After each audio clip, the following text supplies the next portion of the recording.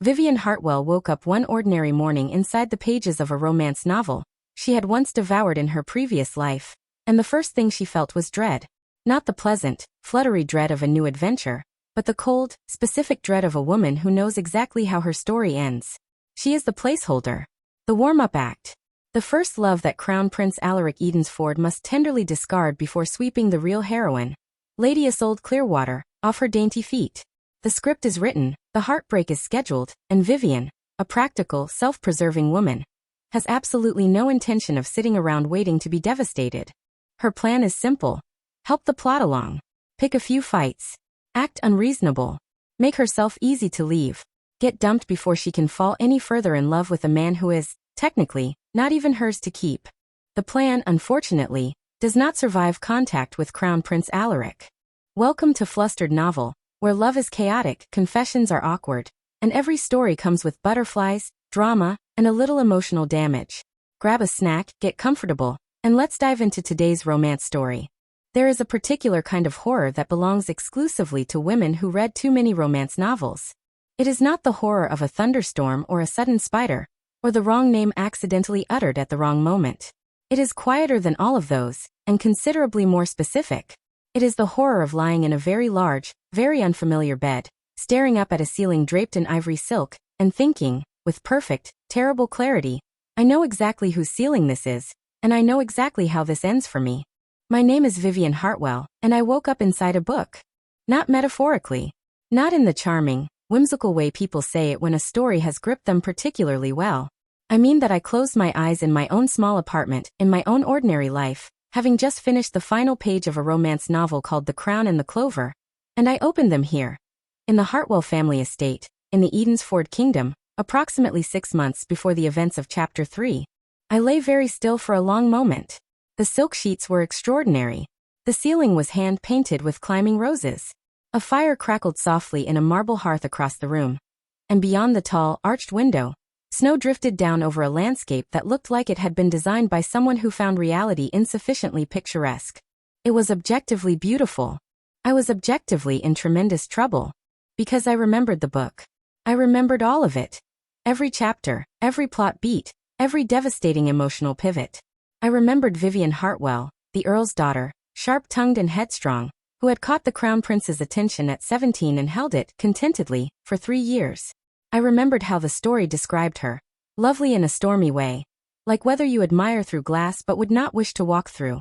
I remembered thinking, reading it for the first time, that she seemed like quite a good character, interesting, complex, because that was her role. She was the first love. The before. Crown Prince Alaric Edensford, tall, brilliant, devastatingly handsome, infuriatingly principled, was meant to spend the first act of the novel in a comfortable, fond, not quite right relationship with Vivian. And then Lady Isolde Clearwater would arrive. Gentle where Vivian was sharp, soft where she was stubborn. The breakup scene was in Chapter 7. It was on the Palace Rose Terrace. It rained. Vivian cried exactly once, just one elegant tear. And then she lifted her chin and told him she had always known. And she walked away with tremendous dignity, and the reader was meant to feel a complex mixture of sympathy and relief. I had cried reading it. For approximately 4 pages. Then I'd turned the page and watched Alaric and Isolde fall magnificently in love, and I had thought, well, that's how it should be. I was considerably less philosophical about it now that I was Vivian. I sat up in the silk-sheeted bed, pushed my dark hair out of my face, and took a long, steadying breath. The fire crackled. The snow fell. Somewhere in this estate, the real Vivian's memories were settling into my mind like furniture into a new house, telling me where everything was, who everyone was, how to speak and move and be her convincingly. I had, a lady's maid named Penny, a terrifying mother who cared enormously about appearances, a father who cared about horses, and a relationship with Crown Prince Alaric that was, by anyone's measure, genuinely lovely. He sent her letters every few days. He had given her a silver bracelet for her last birthday with her name engraved on the inside. He called her Viv, which no one else in this entire kingdom was permitted to do, and I had always felt something particular and warm when he did. That was the problem, I realized, sitting in that beautiful room with snow falling past the window. I already had her feelings. And her feelings were not nothing. But I also had the knowledge she didn't have. I knew Chapter 7 was coming. I knew Lady Isolde would arrive at court in the spring. I knew that as lovely as these 3 years had been, as real as whatever existed between Vivian and Alaric felt. It had an ending. A polite, dignified, rain-soaked ending on a terrace, with one elegant tear. I was not going to sit here and wait for that.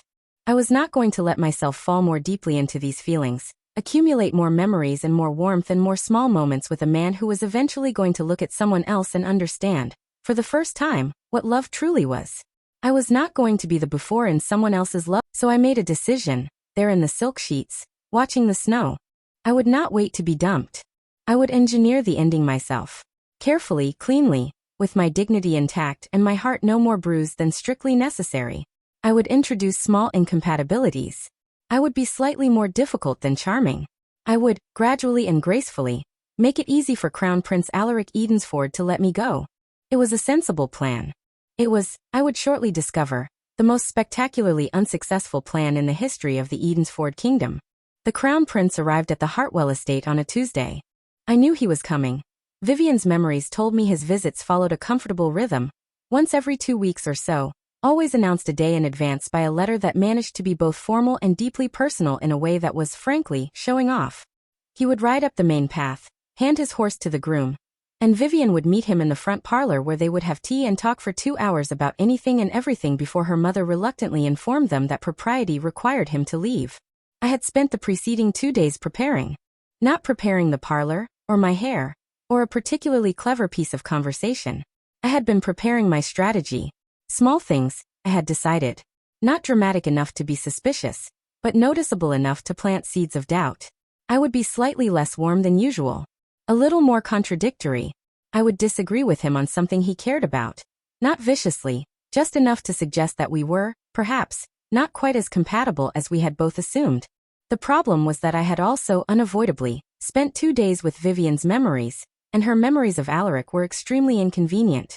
There was the time he had noticed she was nervous before a court function, and had spent 20 minutes making increasingly absurd observations about the other attendees purely to make her laugh until she forgot to be anxious. There was the ongoing, completely serious debate they had been having for 8 months about whether cold weather was objectively superior to warm weather, which had somehow spawned 6 letters and a counter-argument involving charts. I found his memories very unhelpful. He arrived at 2:30, and I met him in the parlor with what I had calibrated to be a polite but slightly cooler smile than usual. Penny had done my hair simply, at my instruction. Not badly, just less elaborately than normal.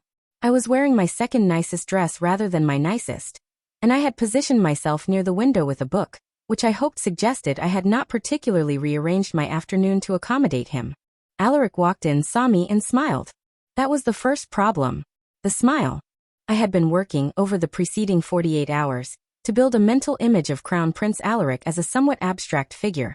A plot device in a romance novel, a fictional construct, someone I should be sensibly detached about. This image did not survive the actual sight of him. He was tall and dark-haired with an angular face that defaulted to a rather serious expression except when he was amused, which produced a smile that was considerably more devastating than anything the book had adequately conveyed. He was wearing his informal riding clothes, dark jacket, no crown or insignia. "You look thoughtful," he said, and his voice was exactly as the book had failed to describe it, low and even, with a dry quality that made everything sound faintly like a question. Should I be worried, or is that just the book? The book, I said, and then immediately corrected myself, because that had been warmer than intended. Though I suppose you might have given me reason to be thoughtful, if I'd had more notice of your visit. He raised an eyebrow. I sent a letter yesterday. A day's notice, I said. He sat down across from me with the comfortable ease of someone who had sat in that chair many times. I wasn't aware you required ample notice. You once told me you preferred spontaneity. I may have overstated my enthusiasm for spontaneity. He looked at me with an expression that was thoughtful and quietly amused. Viv, what's wrong? I had not prepared for directness. I had prepared for mild conversational friction, not for him to look at me with those attentive dark eyes and ask the question like he had simply and immediately noticed something was off and found the most efficient route to it. Nothing is wrong, I said, with what I considered admirable composure. You're sitting on the far side of the room with a book as though you weren't waiting for me, he said. That's new. Perhaps I have other things in my life besides waiting for you, I said a little sharply. Of course you do, he said immediately, and without any trace of offense, which was annoying. I just mean it's unlike you. Your letters this week were also somewhat different. More formal. I stared at him. I had not realized he would notice a slight change in letter tone. I had thought correspondence was a passive sort of thing, something one read and moved on from. Apparently he had catalogued my usual register well enough to detect a subtle shift. I've been trying to communicate more clearly, I said, somewhat desperately. More clearly, or more carefully? I said nothing. The fire crackled. Outside the window, the afternoon light was pale and wintry, and the snow from earlier had left a thin white coat over the garden. Alaric set down his gloves on the side table and leaned forward slightly, resting his forearms on his knees, which was a posture I recognized from Vivian's memories, as the one he assumed when he was actually paying attention to something.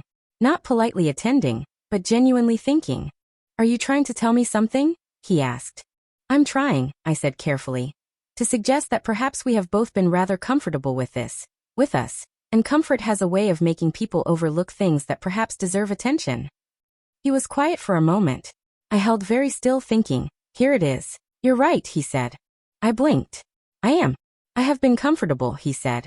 Perhaps too comfortable. I should be clearer about certain things. He looked at me with an expression that was disconcertingly direct. I intend to marry you, Viv. I've been somewhat vague about timeline because I wanted to be certain the political circumstances were right, but if my casualness has made you feel uncertain of where you stand, that's my fault and I'll correct it. I opened my mouth. I closed it. I don't want to pressure you, he continued, apparently mistaking my silence for contemplation rather than complete narrative collapse. But I also don't want you to be unclear. So I'll be clear. I'm not going anywhere, and I'm not planning on it. He said it simply, the way someone states a fact they have long since made their peace with. Not dramatically. Not with flowers or a bent knee. Just, I intend to marry you. As though this had always been the plan, and he was simply filing the paperwork. I stared at him. He picked up his tea. Now, he said, with the air of someone who has tidied up a small matter and would like to move on. You mentioned last week you'd finished the Alderton history. What did you think? I thought I was going to need a considerably better plan. 2 weeks later, I attended the winter assembly at the palace. Alaric had not, to my considerable frustration, retracted anything he'd said in the parlor. He had written 3 more letters since then, warm, attentive, not more formal but notably more deliberate, as though he had decided to be more rather than less present, which was entirely the wrong direction. And I had spent those 2 weeks revising my approach. Subtle incompatibility, I had concluded, was not sufficient. The man had responded to me being slightly cooler and more contradictory, by becoming clearer about his intentions. What I needed was something with more impact. Something that would, perhaps, show him that I was not quite the person he imagined me to be. The winter assembly was perfect. It was the first large court function of the season, all the noble houses in attendance, the emperor and empress presiding, formal music and elaborate food and enough observing eyes to make any mildly improper behavior immediately memorable. I had a plan. I would make a scene. Not a terrible one. Not anything genuinely scandalous. Just something sufficiently embarrassing to introduce a wedge of doubt. Something that said this woman is perhaps not ideal princess material in clear, legible terms. What I had not accounted for was Lady Constance Merrywell. Lady Constance was 43, wore her hair like a crown even when she wasn't wearing an actual crown, and had said, approximately 4 minutes after the assembly began, and in that carrying whisper that people use when they want everyone to hear, the Hartwell girl has always been a bit too bold for her position. Lovely enough, I suppose, but crown princes require a certain malleability. I heard it quite clearly. Several other people heard it quite clearly, including, I suspected from the slight tightening of his jaw across the room, Alaric.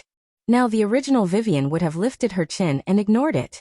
She was good at that. Vivian's memories were full of years of practice at the lifted chin, the unruffled surface, the private dignity.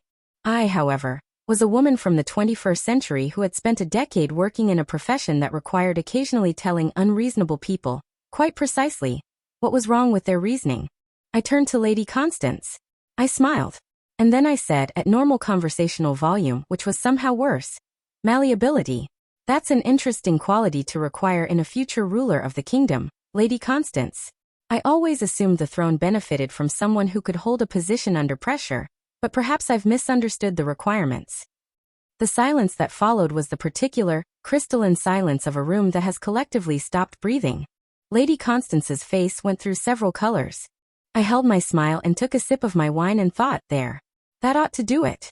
Alaric will have noticed. The entire court will have noticed. I have demonstrated, quite visibly, that I am a liability. Alaric was at my elbow approximately 40 seconds later. Viv, he said. Don't, I started. That was extraordinary, he said. I turned to look at him. His expression was not the one I had expected. Not concerned, not mildly horrified, not calculating the political damage. He looked, with quiet and unmistakable sincerity, delighted. She's been saying variations of that about you for 2 years, he said at low volume, with his head slightly inclined toward mine. I have said considerably less interesting things to her on the matter. You dealt with it in approximately 12 words. I caused a scene, I said. You stated a fact at a normal volume, he said. The scene happened in Lady Constance's head. A pause. My mother is going to send you flowers. Your mother should absolutely not. She has been waiting for someone to say that to Constance Merrywell since approximately 1987. He offered me his arm with the air of someone who has made a decision. Call me. I want to introduce you to Lord Fenwick before he corners me about the Eastern Trade Agreement. You're much better at extracting people from their own arguments than I am. I took his arm because there was nothing else to do without causing another scene, and I walked beside him through the room full of people who were still quietly discussing what had just happened, and I thought, with mounting desperation, this is the opposite of what I intended. I am becoming more entrenched, not less. You should probably be seen with someone less combustible. I tried, as we navigated the edge of the room. He said, clearly not listening because he was tracking Lord Fenwick's location across the hall. Seriously, Alaric. I'm not exactly what one imagines when one thinks of a composed, dignified Lord Fenwick, excellent over here. Are you listening to me? I'm listening, he said pleasantly. You were saying you're not particularly composed. I know. It's one of the more interesting things about you. Fenwick. I gave up for the evening. But in the carriage home, I sat very still with the winter dark outside the window, and thought very carefully about what I actually knew about Crown Prince Alaric. Not the novel version, not the plot device, but the man who had noticed a shift in my letter tone and responded by becoming more present, who had stood at my elbow after I'd caused a minor court scandal and looked delighted, who said I intend to marry you the way other people said, I intend to have the fish for dinner. The problem, I was beginning to suspect, was not the plan. The problem was that Alaric had apparently never read the novel. My best friend's name was Lady Cecily Vane, and she was the single most perceptive person in the kingdom, which made her simultaneously the best person to confide in, and the most dangerous. I found her at her family's townhouse on a gray February morning, 3 days after the winter assembly, sitting in her parlor with embroidery she was clearly not actually doing. You've had an interesting week, she said before I had sat down. The assembly. I heard about the assembly, she said. The entire city heard about the assembly. Lady Constance apparently went home with a headache. But that's not what I meant. She set down her embroidery and looked at me with the expression I privately called her noticing face, when she had spotted something and was simply waiting for you to confirm it. You've been doing something strange. I don't know what you mean. Yes, you do. She poured tea. You've been trying to sabotage your own relationship. I stopped. Cecily. Don't, she said amiably. You went slightly cold in the parlor when he visited. Penny mentioned it to my maid, don't look at me like that. And then at the assembly you did the Constance thing, which was brilliant and I'm not criticizing it, but the look on your face afterward was not someone accidentally making a scene. It was someone who expected consequences, and was surprised to not receive them. I sat down. I picked up my tea. I said nothing for a moment. I need to end this, I said finally. Why? This was the question I had not prepared for, which in retrospect was extraordinary, because Cecily asked the difficult question as naturally as breathing. I could not obviously say. Because I have the memories of a woman from another world who read this story, and knows it has a scheduled ending on a rain-soaked terrace in Chapter 7. That was not a conversational option. So I said the next truest thing. Because I don't think I'm right for him. Cecily stared at me. Vivian, she said after a very long pause. I mean it. We're very different. And I don't mean different in a charming, complimentary way. I mean I'm genuinely not what he needs. What he needs, she repeated. And you've determined this how, exactly? Through extensive research? Did you make a list of required princess qualities and compare yourself against them? I caused a scene at the winter assembly. You corrected a rude woman. That is not a scene, that is a service. She set down her teacup with a small decisive click. Viv, he adores you. He has adored you for 3 years. He wrote you a letter last week that I was accidentally allowed to see. Don't ask how. That contained a 3-paragraph argument about frost patterns that somehow managed to also be a love letter. The man is perfectly capable of not wanting to be with you if he didn't want to be with you. He's not lacking in options or confidence. There are other women, I said carefully. Of course there are other women. There are always other women. There are women everywhere, it's practically a constant. She fixed me with a look. Is there someone specific you're worried about? I thought of Lady Isolde Clearwater, who would arrive at court in the spring. Gentle, luminous, genuinely kind. Everything I was not, particularly. Not yet, I said. Not yet. She looked at me as though I had said something alarming. I just mean, I know the landscape could change. The landscape, she said slowly. Vivian. Has Alaric given you any actual, present tense reason to doubt him? I thought of the parlor, and I intend to marry you. I thought of his elbow at my side at the assembly, and that was extraordinary. I thought of 3 years of Vivian's memories, which were uniformly full of the specific warmth of someone who had chosen you, repeatedly, and showed no signs of finding the choice inconvenient. No, I admitted.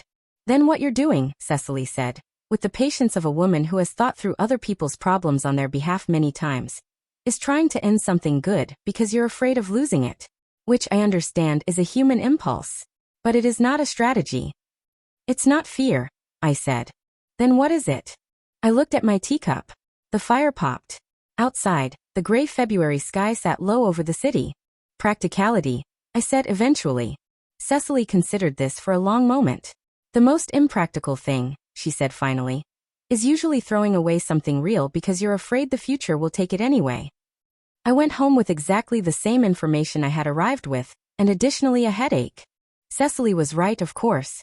She was almost always right. But being right about feelings was not the same as being right about plot, and I knew what she didn't. That the future would take it. The future had a name and a character arc and a scheduled arrival date. I needed a better plan. Spring arrived, and with it a new problem. I had run out of subtle approaches.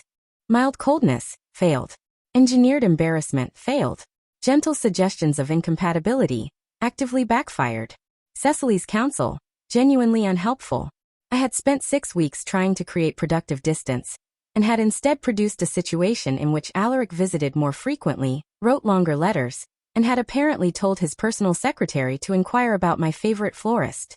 Flowers had been arriving at the Hartwell estate at intervals. My mother was beside herself with joy. I was beside myself with something considerably less joyful. It was mid-April when I decided I would simply tell him the truth, or a version of it. I would tell him as clearly and rationally as I could manage that I believed the relationship had reached its natural end, and that I thought we ought to conclude things gracefully before they became complicated. He had asked me to walk with him in the palace gardens, which was a favorite activity of Vivian's. The gardens were extraordinary, 3 acres of terrace formal planting beginning to come back to life after winter, with stone paths and old fountains and the kind of apple trees that had clearly been there for a century. We walked the east path, the one that curved around to the old wisteria wall, and the afternoon was bright and cool with that particular spring quality that makes everything feel like something is about to begin. I had written talking points on an actual small piece of paper, which I had then burned, because I was not going to be the woman who consulted talking points during a difficult conversation, but I had internalized them. I need to talk to you about something serious, I said, when we were far enough into the gardens that no one was immediately in earshot. Alaric slowed his pace. All right. I want you to actually listen. Not to immediately find a solution or a counter-argument. I want you to hear what I'm saying. I'm listening, he said, and he had shifted into that posture again, attentive, level, completely present, which always made everything harder. I took a breath. I think we've both been very happy, I said. I want to be clear that I'm not saying otherwise. These 3 years they've been important to me. More than I expected. More than I perhaps should have let them be. Should have let them be? He repeated quietly. I knew what I was, I said, which was perhaps too close to the truth. I knew what I was likely to be, in this life, in this world. I'm not the kind of woman who was designed for this particular position, Alaric. I'm not soft-edged. I'm not good at courts and politics and saying the right thing at the right moment to the right person. You're extraordinary at courts, Anne. Please, I said. Please just listen. He stopped. I think you have been very kind to me and very good, and I think you could have a future that's cleaner than this. With someone who fits better. Someone who was made for this life rather than stumbling into it. I stopped walking and turned to face him properly. I think we should stop before it becomes something we have to grieve properly. I think a clean ending now is kinder than a long, complicated one later. Silence. He had gone very still. Not upset, not cold, just still, looking at me with an expression I couldn't quite parse. It was not the expression I had expected. I had expected, perhaps, some flicker of the beginning of recognition. Some note of she may have a point. Something that resembled the man in Chapter 7, who had stood in the rain on the Rose Terrace and said, with a gentle and devastating honesty, I think you knew this too. What he actually looked like was a man who had heard something he found genuinely puzzling, and was working through it with the same careful attention he gave to policy documents. Let me make sure I understand you, he said, after a long moment. Alaric.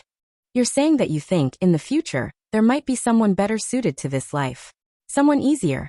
And you'd prefer that I, conduct my own feelings in the direction of that hypothetical person rather than remain with you. Put that way, it sounded deeply unreasonable. I was aware of this. I'm saying, Viv.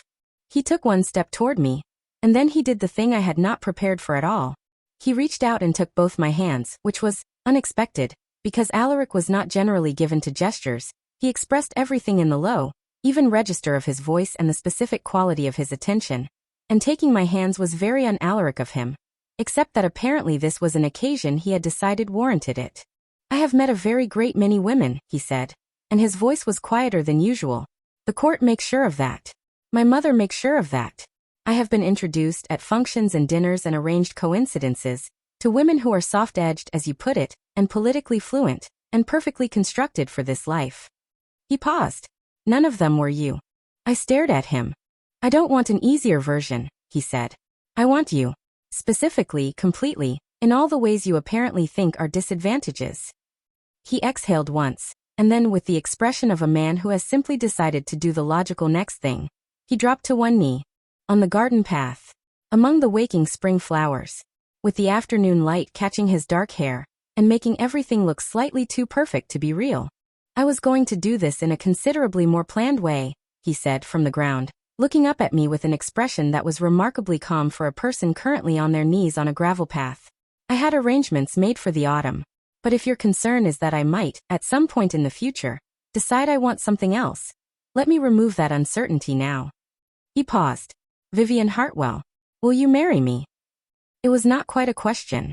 It had the cadence of a question and the structure of a question, but the quiet conviction of a statement. I looked down at him. My heart was doing something completely unhelpful. The garden smelled of early flowers and cold stone, and the faint, distant perfume of the wisteria beginning to open on the wall behind us.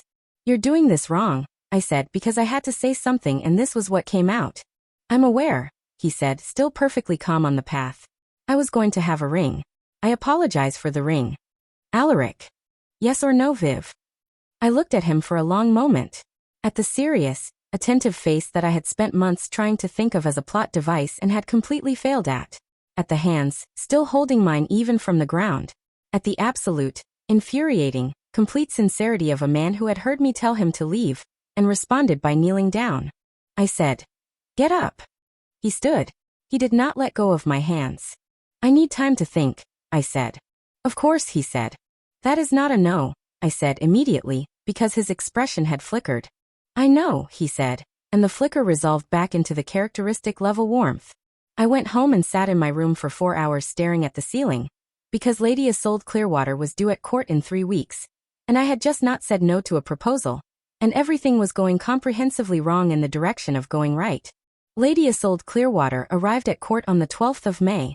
I knew the date because I had been counting. I knew her name and her face. She appeared in Vivian's social circle peripherally, the daughter of a provincial lord, gentle and earnest and beautiful in a way that was genuinely natural rather than constructed, with the kind of warm good nature that made people immediately comfortable around her. In the novel, she had arrived for a 3-month court season, and had met Alaric at the Empress's spring luncheon. I attended the spring luncheon. I stood near the topiary and I watched Alaric be introduced to Lady Isolde Clearwater, and I paid very close attention. He was courteous. He was warm, because Alaric was always warm with people. He was not a cold man, which was part of what made the novel's breakup so particularly devastating. The fact that he had never been unkind to Vivian even at the end. He asked Isolde about her family's estate in the north. She answered with genuine enthusiasm. He listened with genuine interest. I watched for the moment the book had described. Something in his expression shifted, as though he were suddenly seeing clearly after a long time in soft focus. It did not come. He spoke with Isolde for approximately 12 minutes, excused himself politely, and returned to where I was standing by the topiary with 2 glasses of chilled elderflower water. "You've been lurking," he said, handing me a glass. "I've been observing," I said. "You've been watching me talk to Lady Clearwater," he said. "I've been observing the social dynamics of the event." He gave me the expression that was specifically reserved for when I was being technically accurate and entirely dishonest. Viv. I was being introduced to a new arrival. It was a completely ordinary conversation. "I know," I said, and then, because I could not help it. "What did you think of her?" He looked at me steadily. "She seems very pleasant." "Why?" "Just curious." He said nothing, but the steadiness of his gaze had a particular quality, and after a moment he said, "Are you testing something?" "No." "You're watching me with the expression you have when you're testing a theory." "I don't have a testing a theory expression." "You have at least 4 specific expressions I could describe in clinical detail," he said, without any particular emphasis. "Would you like me to?" I drank my elderflower water and said nothing, because the correct answer was yes, please, and also please describe them in your low, even voice for an extended period of time, which was not a thought I was prepared to have in public. Meanwhile, across the lawn, I watched Lady Isolde Clearwater be introduced to Lord Havelock's son, Piers, who was cheerful and attractive and laughed very easily. I watched Isolde's face as she laughed at something he said. I watched the quality of her attention shift toward him in a way that was, unless I was very much mistaken, not at all platonic. I stared. Alaric, beside me, followed my eye line. He was quiet for a moment. "Interesting," he said mildly. I thought back to the novel. To chapter 3, where Alaric and Isolde met for the first time. Where Vivian had been across the room, already beginning her elegant withdrawal. Where the narration had described Isolde's dawning wonder at meeting someone as extraordinary as the Crown Prince. In the novel, Isolde Clearwater arrived at court and her attention had oriented, immediately and completely, toward the Crown Prince. In this reality, Lady Isolde Clearwater was looking at Piers Havelock as though someone had just turned a light on. I thought, what if the plot isn't the only thing that's broken? I thought, what if I changed things when I climbed into this story? What if the act of being Vivian differently, fighting instead of withdrawing, staying instead of beginning the graceful exit, altered something further out? I thought, what if there is no chapter 7? This thought was so large and so disorienting that I accidentally said, "Oh," out loud. "What?" said Alaric. "Nothing," I said. "I think I need some air." "We're outside," he pointed out. "More air," I said, and walked away from the topiary with my mind doing something that was either a revelation or a spiral, and I was not yet certain which. I didn't sleep. I lay in the dark in the novel, Vivian Hartwell, placeholder love interest. Chapter 7, The Breakup. Isolde Clearwater, the real heroine. My interventions. Constant, clumsy, motivated by the knowledge of a story I'd read in another life. The actual results. Alaric more committed with every attempt to loosen things. Isolde Clearwater showing every indication of being interested in someone else entirely. The plot I had been trying to accommodate, possibly, simply, not happening. I stared at the roses on the ceiling. Here was the question I had not wanted to ask. What if the soul that climbed into Vivian Hartwell had not been neutral? What if I had brought something with me? Not just her memories but a different way of being her. One that had shifted things from the very beginning in ways I hadn't tracked.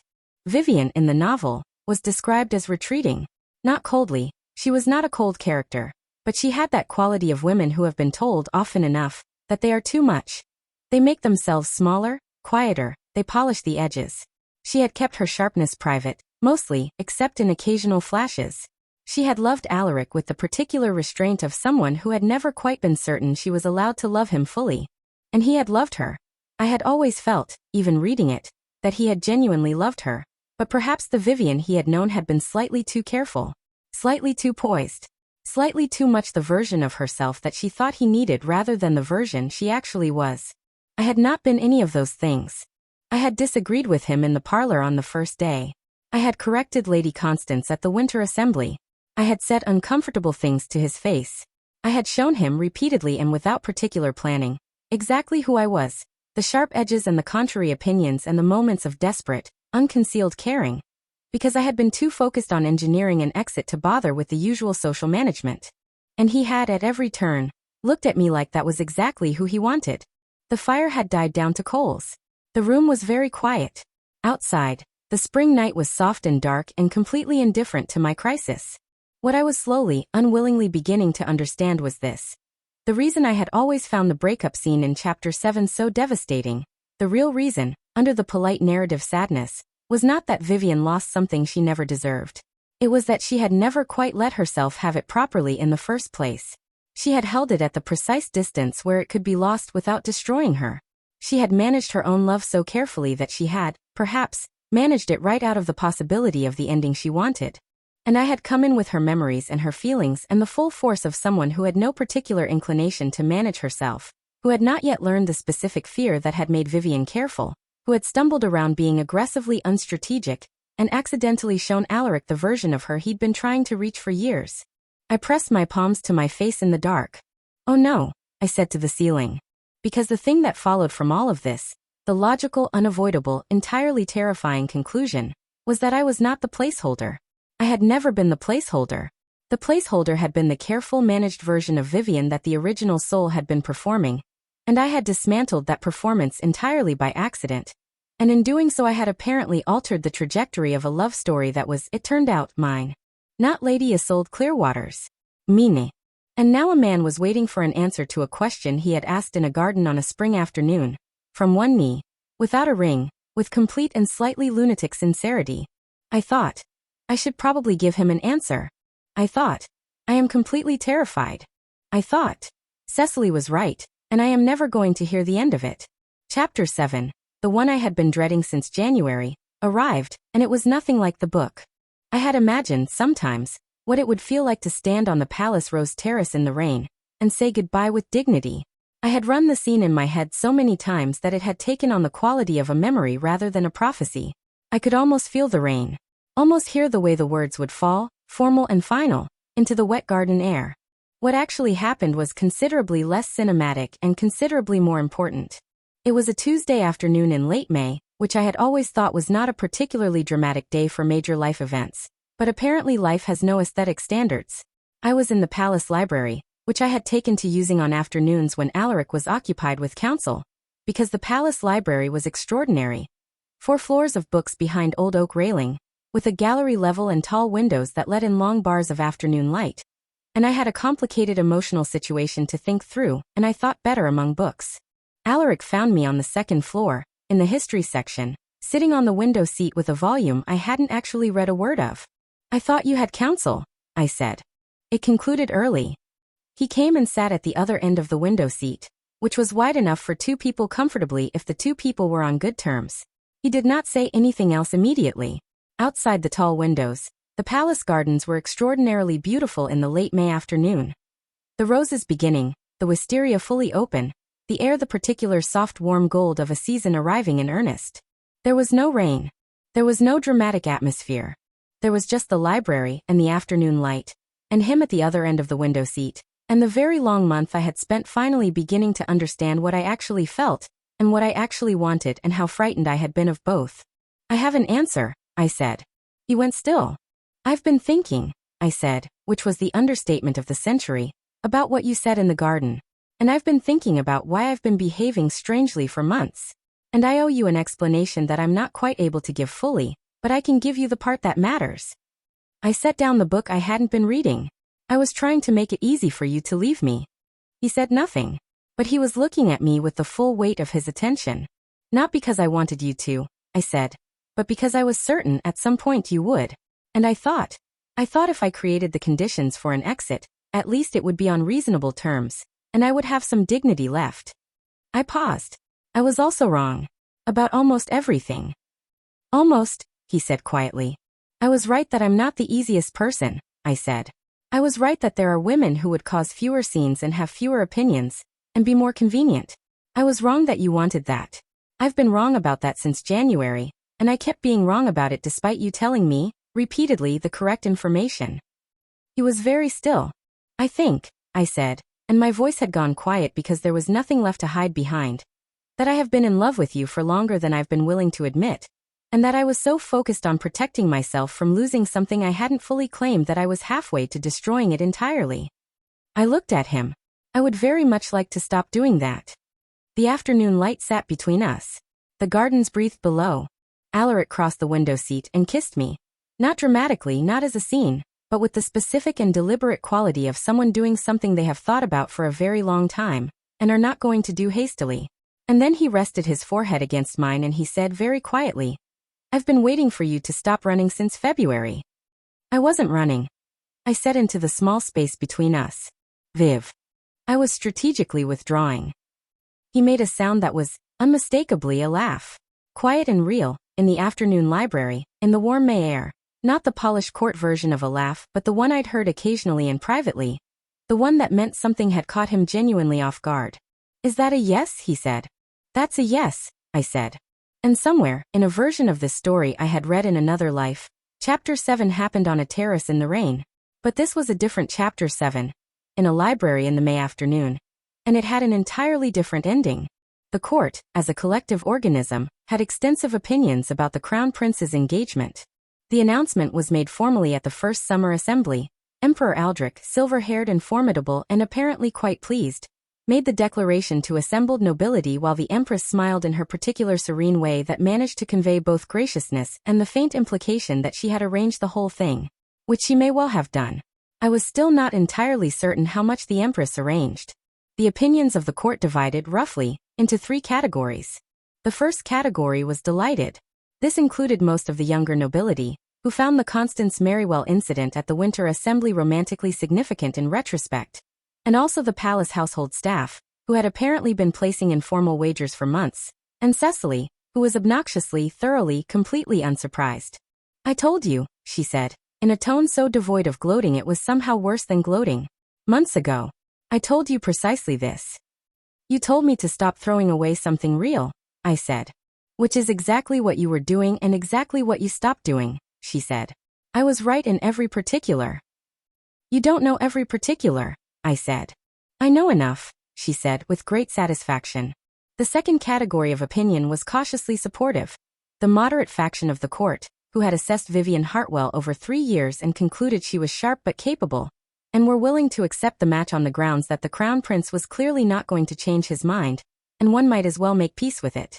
The third category was Lady Constance Merrywell, who had opinions that she kept to herself for the first time in recorded memory, because apparently I had made enough of an impression at the Winter Assembly that she had recalibrated the cost-benefit analysis of public commentary. I found this privately satisfying. What I found considerably less satisfying was the matter of the Empress's interest. Empress Margine was a woman of extraordinary intelligence who had spent 40 years as the most politically significant person in the kingdom while everyone focused on her husband. And she had survived this by being impeccably unreadable in public and devastatingly direct in private. She requested what she called an informal tea, which turned out to be in her private salon with no one else present, which I had not anticipated. "Sit down, Lady Hartwell," she said. She poured tea herself rather than having a maid do it, which I suspected was a choice. "Iset." I accepted the tea. I attempted to look composed. "I am going to tell you several things," the Empress said, in the tone of a woman who had prefaced several things with exactly this phrasing before. "And you are going to simply listen, because I found it saves considerable time." "Of course, Your Majesty." "Alaric is not easy to know," she said. "He is clever and private, and he has certain standards for honesty that most people find exhausting. He has been introduced to a considerable number of women over the years, all of them suitable, none of them capable of irritating him enough to keep his attention. You irritate him regularly." "I'm not certain that's." "It is a profound compliment," she said calmly. "He finds boring people restful. He finds interesting people energizing. You are clearly in the second category, and the fact that you have evidently been trying to remove yourself from his life for months while he consistently refused to cooperate tells me everything I need to know about you both." "You noticed that?" "I notice everything," she said pleasantly. "That is my occupation." She sipped her tea. I also noticed that Lady Isolde Clearwater has spent the past 3 weeks almost exclusively in the company of Piers Havelock, who is a charming young man from a good family. I believe that situation will resolve itself very comfortably. I said nothing. You look surprised, she said. I had the impression, I said carefully, that Lady Isolde might have been expected to be relevant in other ways. I had not known she knew about that. I decided not to ask how. The ring, she said in a tone that shifted slightly, is being prepared. She smiled, briefly, fully, in a way that changed her face entirely, and lasted only a moment before the serenity returned. I know. It's the best thing about you. She stood, which indicated the tea was over. Welcome to the family, Vivian. Try not to correct too many people in public in the first year. After that, you may correct them as often as you like. I walked out of the Empress's salon feeling as though I had survived something and also been obscurely and warmly welcomed, which were not sensations I had expected to experience simultaneously. The ring arrived on a Thursday, brought to the Hartwell estate in a small box by a palace footman with the air of someone delivering something important, which it was. I had expected something formal. Something that said this is a royal engagement. Here is the object that signifies it, heavy and significant and slightly overwhelming. It was not that. It was a silver ring, not elaborate, not dripping with enormous stones, not the kind of thing that announced itself across a room. Set with a small deep green tourmaline that caught the light in a way that was somehow both quiet and extraordinary. On the inside of the band, engraved in small careful letters, Viv. Just that. I sat with it in my palm for a very long time. Then I put it on. 2 days later, Alaric came to the estate, and we walked in the garden the way we had been walking in gardens for 3 years, except that now the ring was on my finger, and something had settled that had previously been in motion. We walked for a while without talking about anything important. The state of the rose bed, whether the summer was going to be wet or dry, a minor policy disagreement he'd had with his father that he wanted to think through aloud. And then he said, "You never told me why you spent all those months trying to make me leave." I was quiet for a moment. I was afraid. I said because this was true even if it was not the whole truth. Of what? Of belonging to something I was going to lose. I looked at the ring on my hand, at the green stone catching the afternoon. I thought, I had it in my head that things between us had an ending already determined, that whatever we had was always going to resolve in a particular way, and that the kind thing was to manage the ending rather than be managed by it. He walked beside me listening. I was wrong, I said. Not just about the ending, but about the thinking. You don't get to skip the loss by refusing the thing. You just lose it sooner and with considerably more effort expended. That's an unusually clear thing to have learned, he said. I had a lot of time to think in February, I said. He was quiet for a moment. The garden moved around us, the roses beginning to open, the summer starting its serious work. A bird somewhere was making an argument to another bird. I want to tell you something, he said. All right. I noticed from the beginning that you were different. He said it thoughtfully, not like a compliment exactly, more like a careful observation. Different than you had been in other seasons. Sharper somehow, more present, as though you'd decided to stop managing yourself, and I happened to catch you in that moment. He glanced at me. I thought for a while that something had happened to you, that you'd been frightened or hurt, and come out of it changed. And I thought, whatever changed you, I was grateful for it. Because the version of you that I met in January was the most honest person I had encountered in years. I looked at the path. I know you're not telling me everything, he said. I looked at him. He met my eyes with the same quiet directness he always had, and I thought, this is a man who has waited, and listened and chosen, and is still choosing, and deserves something real. No, I said. I'm not telling you everything. That's all right, he said. You'll tell me what you can when you can. I'm good at waiting. This was, I thought, entirely typical of him. To simply offer that, without pressure or grievance, as something settled and understood. You're extremely inconvenient, I told him. I know, he said, and he reached over and took my hand and we kept walking. A year and a half after I woke up in the silk-sheeted bed with the hand-painted roses on the ceiling, I stood in the palace's great hall and married Crown Prince Alaric Edensford. The wedding was, by all accounts, beautiful. The kind of event that the court would discuss for the next decade in terms of its flowers, its music, the extraordinary dress. Empress Margine had very specific opinions about the dress, and I had found, to my complete surprise, that her opinions were wonderful. And the moment when, during the formal reading of the vows, I had deviated from the scripted response to say something considerably more personal, which had made Alaric's carefully composed expression break into the real smile, the quiet, private one, and the entire assembled court had made a collective sound of something between shock and delight. Cecily, in the front row, had managed to look simultaneously unsurprised and tearful. After, in the brief quiet of an anteroom while the reception organized itself, I stood in the dress and held the bouquet and thought about the book.